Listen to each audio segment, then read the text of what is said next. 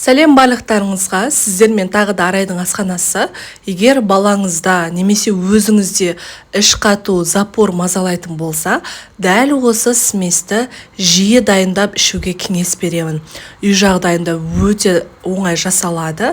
Дәрігер жүгінбей, табиғи жолмен емделіңіздер. Алдымен бізге осындай чернослив керек.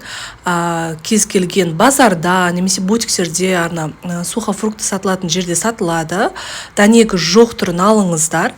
200 граммдай чернослив және де мейізімізді 100 грамм мейізімізді қосып 200 граммдай суымызды құйып қайнатып аламыз. 1-2 минуттай жақсылап қайнатамыз. Мінекей жұмсар осылай шығады. Одан кейін толықтай суығаннан кейін блендердің көмегімен езіп алатын боламыз.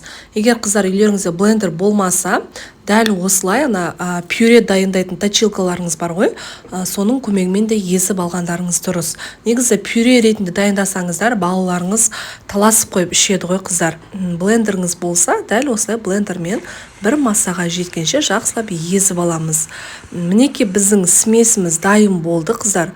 Бұған артық ештеңе қосудың қажеті жоқ. Оның өзі де өте дәмді болып шығады. Үлкен адамдар да, балаларыңыз да таласып қойып жеп қояды ғой қыздар. Дәл осы смес бізге 2-3 күнге жетеді. 3 күннен артық сақтамаңыздар. Жасап болғаннан кейін тоңазытқышта сақтайтын боласыздар. Немесе бөлме температурасында 1 күнге дейін сақтауға болады.